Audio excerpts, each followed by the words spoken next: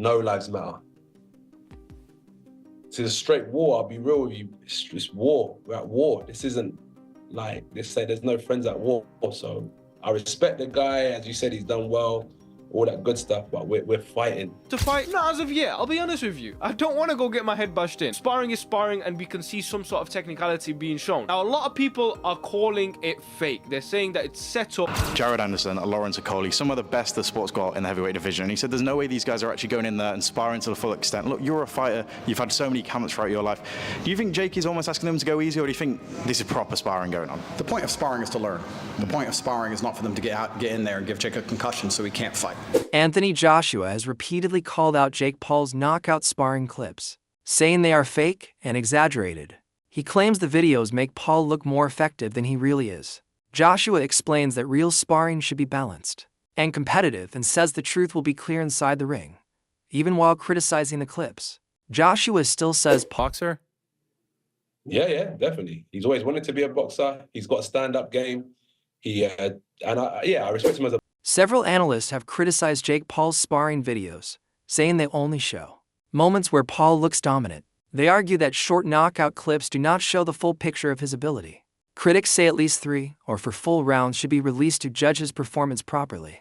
They also point out that the sparring partner Paul knocked out was not highly skilled, making him much easier to hit than a top heavyweight. These points raise doubts about how real the footage is and whether it truly reflects how Paul would perform against do that. If we're going to see that clip of you knocking this guy down, we want to see at least a full round. We want to see what you're actually doing. If you're going to show us knocking this guy down, show us more. Is his opponent any good? Okay, that's another very good question. His opponent may just be, and we couldn't really see much of him there. He didn't really throw a shot. His opponent might be a nobody. His opponent might be a guy who started box fit a few weeks ago. So that's a very good point. It's things like this we have to actually ask when we, boxers essentially putting up videos of them knocking people out. Who is this guy? You need to know that, because then that kind of qualifies that knockout or knockdown to be good or bad. Andrew Tate commented on Jake Paul's sparring sessions, suggesting that the heavyweight fighters are not giving full effort. He said sparring is meant to help fighters learn and improve, but in these sessions, opponents appear to be holding back.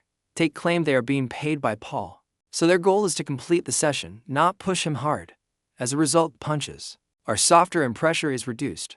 Tate said these sessions may help Paul practice, but they do not match the reality of fighting a truly competitive opponent. I think as a boxing purist, it's quite upsetting to watch, young fighters struggle to pay the bills and struggle in little shithole gyms around the country trying to get big money fights and going through the Olympics and going through the amateurs and not being able to pay their bills. And I understand how frustrating that can be.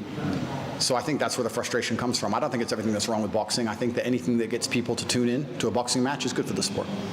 One more comment that he said was, Jake's been sparring Frank Sanchez, Jared Anderson, Lawrence Okoli, some of the best the sport's got in the heavyweight division. And he said there's no way these guys are actually going in there and sparring to the full extent. Look, you're a fighter. You've had so many camps throughout your life. Do you think Jake is almost asking them to go easy, or do you think this is proper sparring going on? The point of sparring is to learn. The point of sparring is not for them to get in there and give Jake a concussion so he can't fight. So are they trying to knock Jake out? No. Gareth A. Davies strongly warned Duke about the danger Jake Paul faces, saying Paul could run away once reality hits, referring to the brutal knockout Francis Ngannou suffered. Davies said this fight is far more dangerous than people think. He explained that facing an experienced heavyweight like Anthony Joshua will expose Paul to risks he has never faced before. Davies believes the seriousness of the fight will become clear the moment the bell rings, making it much more than just a show or publicity event. Go on, I watched him knock out Francis Ngannou inside 2 rounds. Yeah. How can that go 3 rounds with Jake Paul? It's very hard to knock out somebody that just hasn't come to fight and somebody that's just trying to survive. And that's what I think will happen to Jake Paul. Do you think he'll run? I think he'll run like a thief in the night. Once he sees the size of Joshua, those little 10-ounce gloves that they're going to be wearing, he's going to be petrified and his backside will fall out. I went to the press conference in Miami for that a couple of weeks ago, and he was planning to motorboat AJ, and he thought differently of it when he was standing with him. Good luck with that, mate. No, AJ was, he'd have got motorboated out of there. Listen, mate, listen. Good luck with that, because if he starts out with AJ, puts his chin out and starts trying to goad him in, I think Anthony Joshua will definitely iron him out early. Do you think he finishes his boxing career then? Let's hope so. If Jake Paul does something weird and wins, is that impossible? Nothing's impossible. nothing is impossible. Highly unlikely, but not impossible. If you'd been invited to fight Jake Paul for 25, I've heard it's 25 million. That's me behind the scenes. Other people have told me it's 60. Other people have told me it's more for Anthony Joshua. If you had been a current world champion and you'd been offered that fight with Jake Paul, would you have taken it? 100%. So he had to take it. He had to take it. So you've got nothing against him taking it? I've got nothing against him taking it, spending the money even. Still got nothing against that. My concern is for the health and safety of Jake Paul and the sport of boxing. Because boxing will be pulled into the dock if something happens to Jake. It would never have been... Jake Paul has spoken openly about how tough his recent training has been. In interviews, he admitted that sparring with elite heavyweights has left him bruised and injured, including damage to his nose. While his promotional videos focus on knockouts, the full sparring footage tells a more complicated story. Analysts reviewing the sessions noticed that some opponents appeared to overreact to his punches.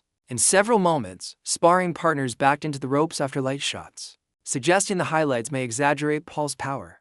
Experts warn that these clips may impress casual fans, but they do not prove readiness to face someone as experienced and powerful as Joshua. Couple millimeters to this camp. I'm not gonna lie, this sparring, the heavyweights, my nose has a slight little something in there. A guy by the name of Frank Sanchez, he definitely cracked it a little bit. But yeah, man, it's bad. Wait, hold on. Look at that, dude.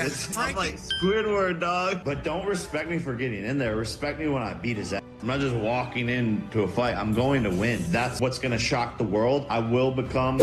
Analysts studying Jake Paul's knockout sparring have raised serious doubts about how real the footage is. They observe that opponents often reacted too strongly to relatively small punches. Some even moved themselves into bad positions near the ropes. This creates the illusion that Paul is dominating, even if the punches were not very powerful. By reacting this way, sparring partners help create highlight clips that boost Paul's image. Commentators warn that while these videos work well for promotion, they do not prove Paul is ready for a skilled and experienced heavyweight or something like that. Like, even if you, especially if you see a replay, sometimes it happens so fast. Like, if it's a replay, usually like, oh, there's the one, or like you get a reaction when someone gets hit. You're not like, oh, I wonder if. Like, if you're questioning it, then typically the fighter gave in or decided to kneel down or push himself out of the ring or wanted to get out of the fight. You can tell right away. Like, when I land a body shot on somebody or when I got hit by a body shot, you could tell. I don't know, you guys can make your own assessment, but to me, this is a little sketchy. To me, the person he was boxing... BJ Flores, who previously trained Jake Paul, shared insight into Paul's thinking. Flores said Paul is not just trying to entertain fans, but wants to prove he can compete with real professional boxers. Unlike earlier fights against celebrities or athletes from other sports, Paul is now choosing heavier and more skilled opponents. Flores said this shows ambition and courage, and proves Paul is serious about moving beyond... Tough fight, and to anybody in the industry, Anthony Joshua is a world champion, a gold medalist. This is a big difference from, anybody else that, Jake's fought in the past. But, he's looking for these big challenges. He wants to fight the toughest guys. And I think with Anthony Joshua, he got exactly that. I mean, Anthony Joshua is a guy I would have never dreamed in a million years Jake would have fought him in his fifth year boxing in a fight situation like this. I thought he would have given it a little more time. But, this is an extremely difficult fight. Anthony Joshua's 6'6", 245 pounds, extremely dangerous, gold medalist, world champion, and I think this is a very, very difficult fight for Jake. So I wouldn't have made this fight. No. What do you give it in terms of percentage wise? Like 60% AJ wins, 40% Jake Paul wins, or 50-50, 70-30? How do you give it? Well, you got to go up when you go off the resumes. That's what I go off of. A lot of people will say potential, like, oh, this could happen, this could happen. I only go off like who's beaten who. So if you look at it on paper, it doesn't look like Jake has any chance on paper, but I think that's probably why he wanted to make this fight. And like I said, I'm not in the camp, so I don't know all the conversations that are going on in camp Jake Paul right now. But on paper, this looks like an extremely difficult fight. And any boxing experts, that I've talked to, whether it's former fighters or whoever, they don't give Jake any chance at all. I'm not saying he doesn't have any chance. I'm not saying that at all. I'm just saying that, everybody in the know-how as far as the boxing world, they're like, Jake has zero chance to win this fight. And, it is on paper, though. It does seem like it's early. And it does, seem like it's premature, in my opinion. So what are you giving it then? A 90-10?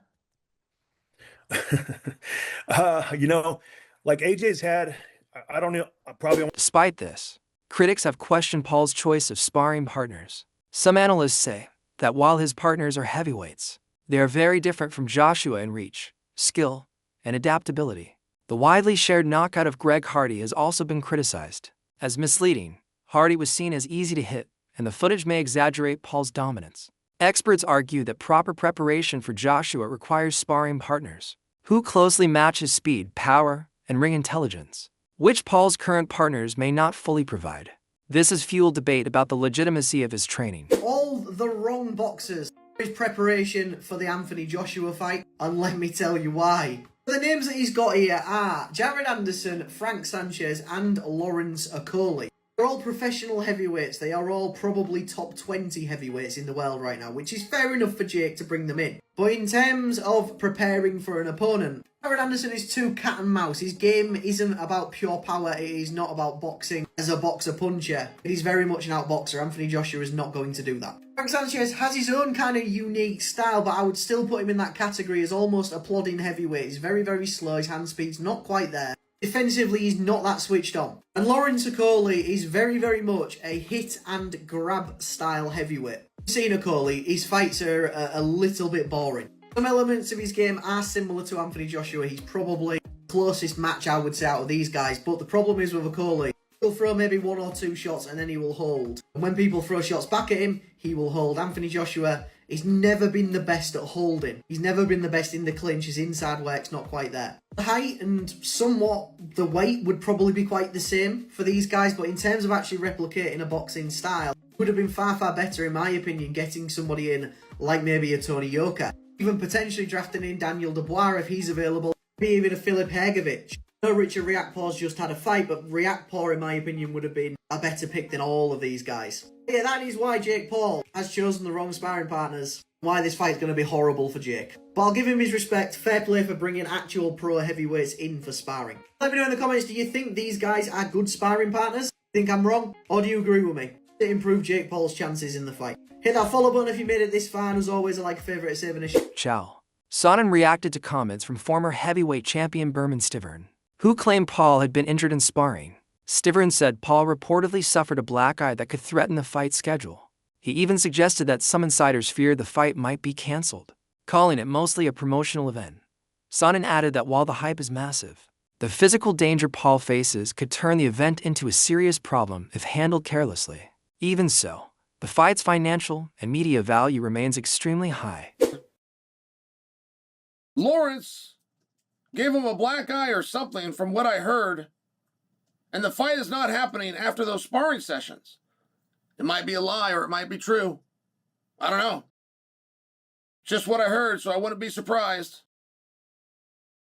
If I was his advisor, talking about Jake Paul, I wouldn't take that fight, Stiverne added.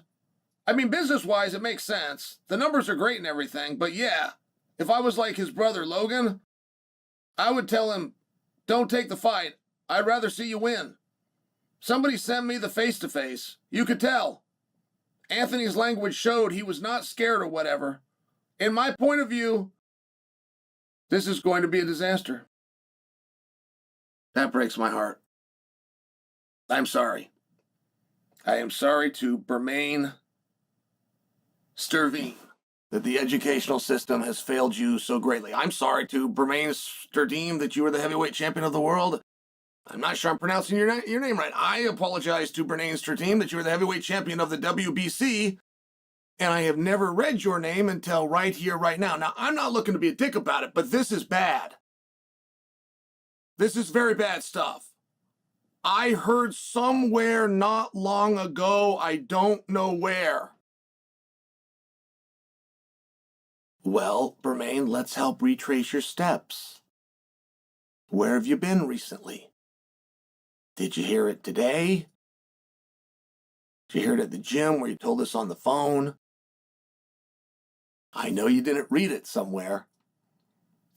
Analyst Joey Knight explained that Paul understands how major fights bring worldwide attention and huge financial rewards.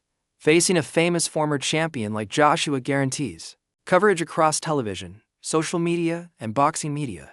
Knight said the event is designed to maximize attention and discussion, and Paul's team has used this strategy very well. He stressed that Paul knows the risks and is not entering the fight blindly.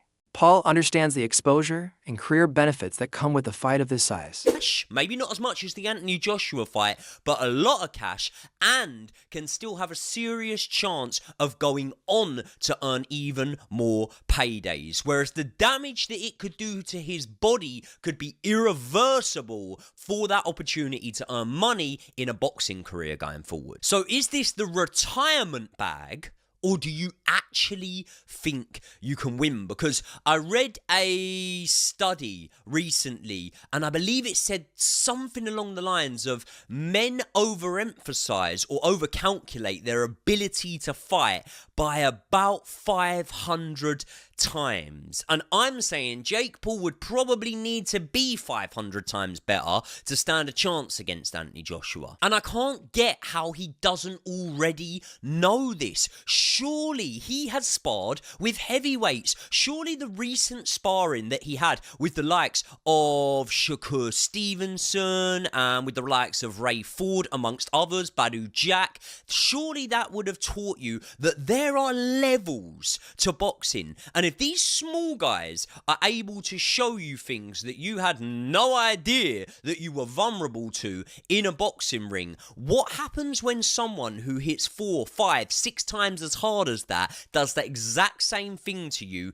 and lands it on your chin? The whole reason of why I know where I am in the influencer boxing scene, in the misfit scene, is because of the level that I have sparred at. I've sparred boys that have gone on to box for world titles. I've sparred with English champions, and I've sparred... Adding wider context, legendary ring announcer Michael Buffer spoke about the impact Jake and Logan Paul have had on modern boxing.